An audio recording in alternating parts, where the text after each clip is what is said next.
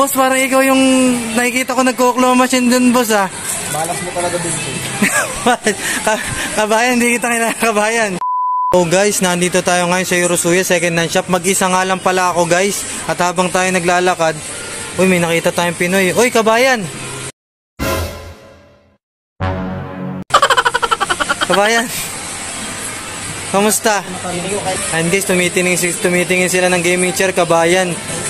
Kabayan, saan kayo sa Pinas, kabayan? Uy, taga Bicol pala si kabayan, guys. Ngayon ko lang sila nakita, guys. Sa mga nagmoto kay Lenny. Ayun, oh. Nagpa-shoutout pa, guys, si kabayan. Ngayon ko lang sila nakita, guys. Guys. Ano. Yes. Oh, parang nakita ko na to, guys. Ito.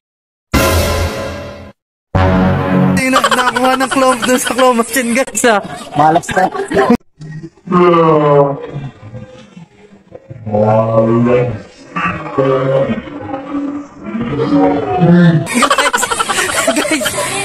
Guys, si kabayan, ah.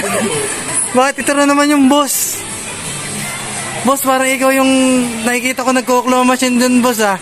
Malas mo talaga dun, Kabayan, hindi kita kilala, kabayan. Kabayan, paano mo nalaman ang pangalan ko, kabayan? Nanonood ako si Benzo. Ay, kilala pala tayo, guys. Napapanood pala tayo sa Around the World, guys, ni kabayan. Sabi ko na, eh. Si kabayan, ha, maningin ka muna dyan. And guys, nakita niyo si kabayan, guys, ha. Marami ng nanan, guys. Na claw machine. Natalo.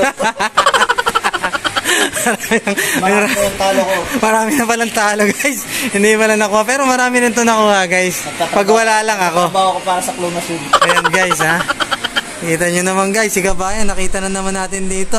Kanina nakita natin ito sa claw machine, guys. Si kabayan. Ayan, ha.